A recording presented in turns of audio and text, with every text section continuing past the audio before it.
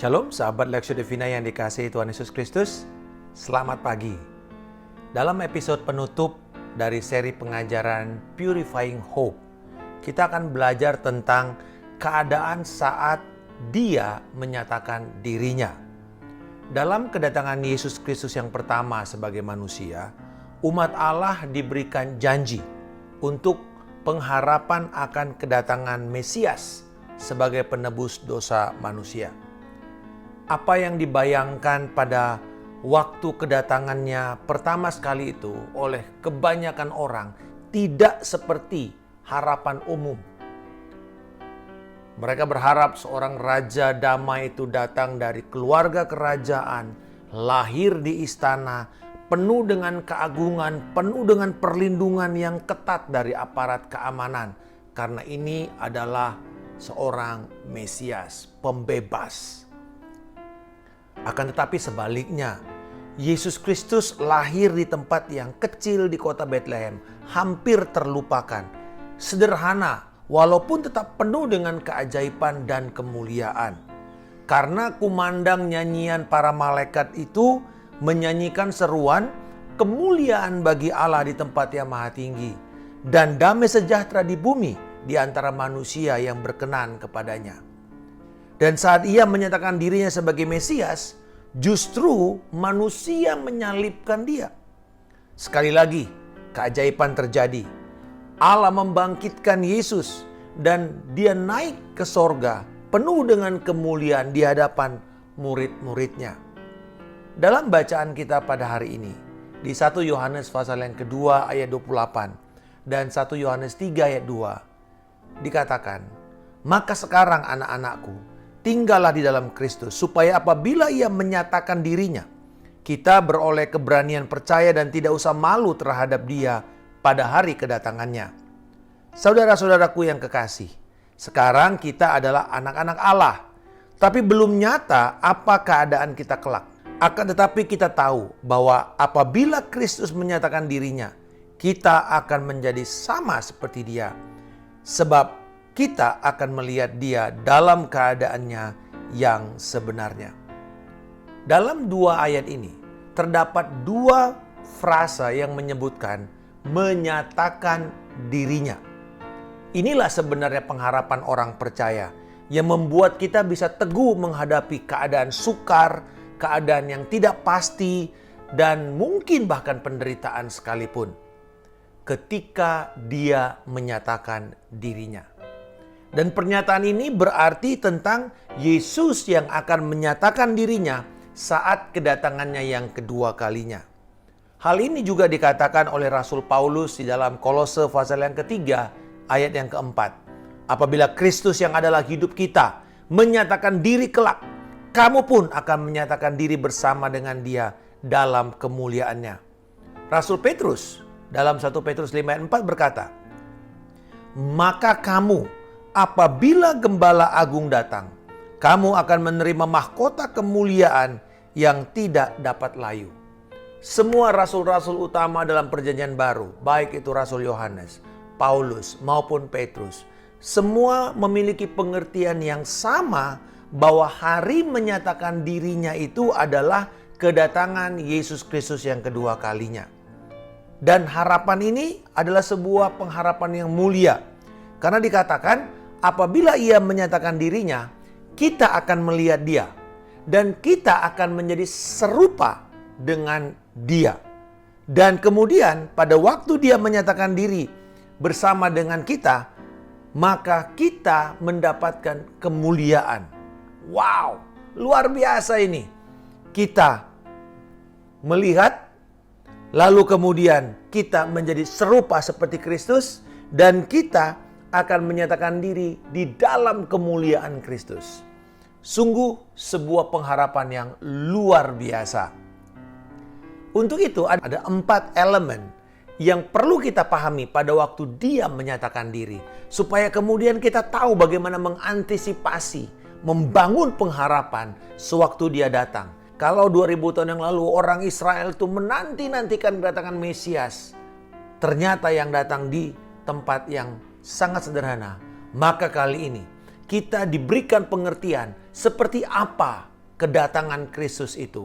Dan bagaimana kita mengantisipasi, membangun pengharapan kita. Ada 4 elemen. Yang pertama, ia datang kepada atau untuk orang-orang kudusnya.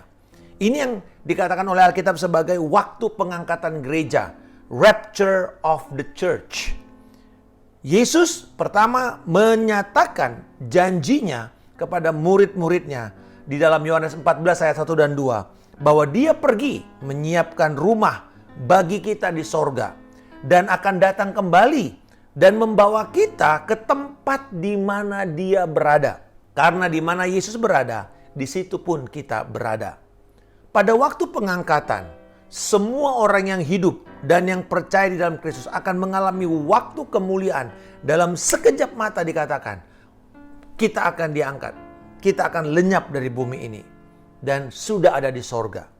Dan mereka yang tinggal di bumi akan menghadapi masa kesusahan besar dan aniaya dari si pembinasa keji, si antikristus. Dan peristiwa ini kemudian nanti dicatat di dalam Wahyu pasal yang ke-6 hingga 19. Yesus datang kepada orang kudusnya, kepada mereka yang telah menerima keselamatan. Itu elemen pengharapan pertama pada waktu dia menyatakan dirinya. Yang kedua, Yesus akan menyatakan diri bersama-sama dengan orang kudus. Tadi kalau pertama untuk orang kudus, yang kedua ini bersama dengan orang kudus. Setelah masa akhir kesusahan besar, Alkitab mencatat Yesus turun dari sorga bersama dengan semua orang kudusnya. Itu berarti termasuk Anda, saya, dan kemudian juga malaikat-malaikat sorgawi. Wahyu 19 ayat 11 berkata, lalu aku melihat sorga terbuka. Sesungguhnya ada seekor kuda putih dan ia yang menungganginya bernama Yang Setia dan Yang Benar. Ia menghakimi dan berperang dengan adil. Dan semua pasukan yang di sorga mengikuti dia. Mereka menunggang kuda putih dan memakai kain lenan halus yang putih bersih. Saya percaya di dalam frasa semua pasukan di sorga dan akan berperang di dalam peperangan Armageddon, seperti di dalam Wahyu pasal yang ke-20, itu termasuk Anda dan saya. Kita adalah pasukan sesorgawi dan kemudian akan turun ke dunia ini. Dan Yesus akan menegakkan pemerintahannya, menegakkan tahtanya, yaitu kerajaan damai 1000 tahun di bumi. Kita bersama Yesus. Yesus bersama kita. Yang ketiga, dia bukan hanya datang bagi orang kudusnya, bersama orang kudusnya untuk turun ke bumi. Dia datang memerintah melalui orang kudusnya di bumi. Kristus menegakkan tahta kerajaan damai, kerajaan 1000 tahun di bumi. Kita memerintah di dalam kerajaannya. Dikatakan barang siapa yang setia, dia akan memerintah bersama Kristus Yesus.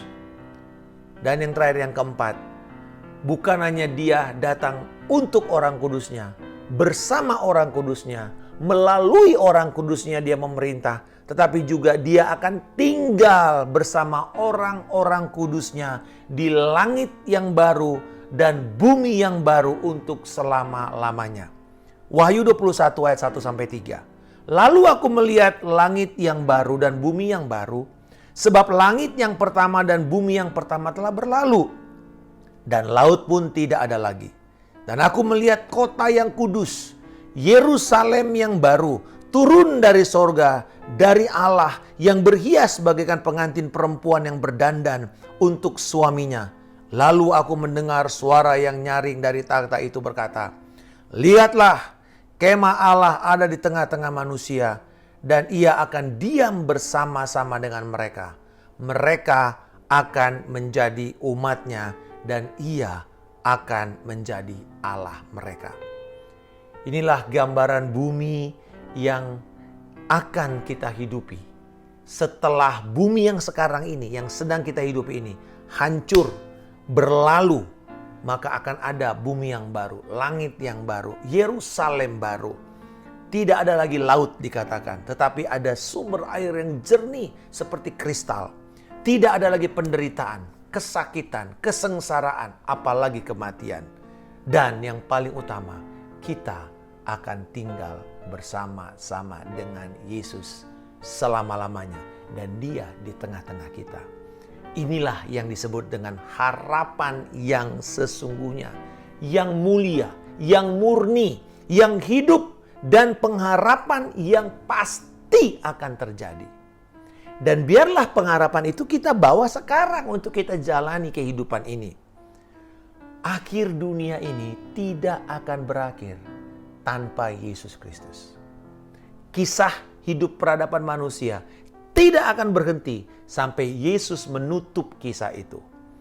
Yaitu dengan kedatangannya yang kedua kalinya akan menjadi akhir dari kisah hidup manusia serta peradaban manusia.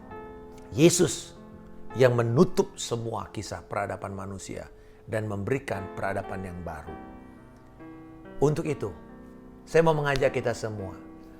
Kita sudah menerima Kristus yang lahir sebagai manusia dan kita peringati dalam perayaan Natal setiap tahun. Dan ini juga membangkitkan pengharapan kita untuk menantikan pernyataan Dia yang datang untuk kedua kalinya.